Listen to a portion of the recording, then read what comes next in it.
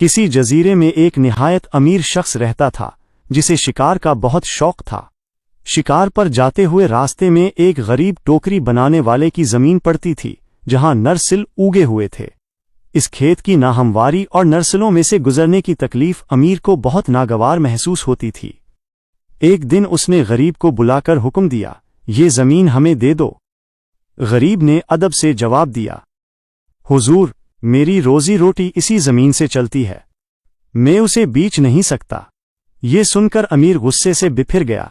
उसने पहले तो गरीब को खूब पटवाया, फिर उसके खेत में मौजूद सारे फसलों को आग लगवा दी जो पल भर में जलकर राख हो गए। गरीब बेचारा रोता हुआ सीधा बादशाह के पास पहुंचा और सारा हाल बयान कर दिया। बादशाह ने फौरन अम्र को तलब किया और वजह पूछी।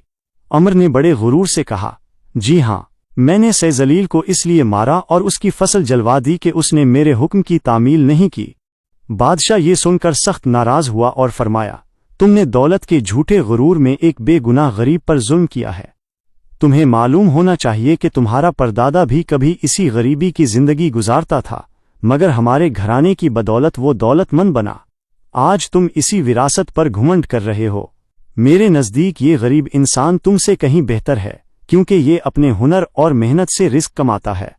उसके बाद बादशाह ने हैरान कुन हुक्म सादिर फरमाया, अमीर और इस गरीब टोकरी बनाने वाले को बिल्कुल नंगा करके एक गैर आबाद जजीरे में एक हफ्ते के लिए छोड़ दिया जाए।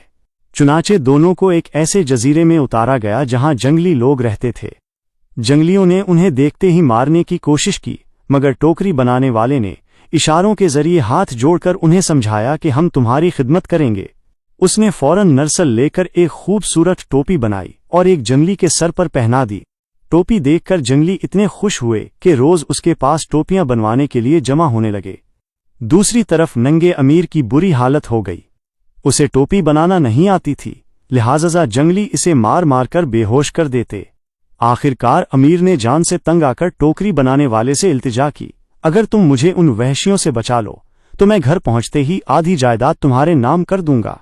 गरीब ने इशारों के जरिए जंगलियों को समझाया कि ये मेरा मददगार है। चुनाचे जंगलियों ने अमीर को नुकसान न पहुंचाया और उसे भी खाना देने लगे। यूं एक हफ्ता गुजर गया, फिर सरकारी कश्ती आई और दोनों को बादशाह के सामने पेश किया गया। अब अमीर की हालत ये थी कि काटो तो बदन में लहू नहीं।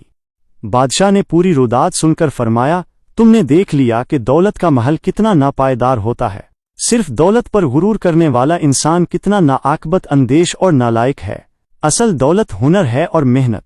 फिर हुक्म दिया, अब वादा पूरा करो और इस गरीब को अपनी आधी जायदाद सौंप दो। चुनाचे अमीर ने वापसी पर वादे के मुताबिक अपनी आधी जायदाद गरीब के हवाले कर दी और इस तरह मेहनत और सब्र करने वाले गरीब ने अपने इस्तिक़लाल का मीठा फल पा लिया। अगर आपको वीडियो अच्छी लगी हो तो चैनल को ज़रूर सब्सक्राइब करें और वीडियो को आगे शेयर करें। शुक्रिया।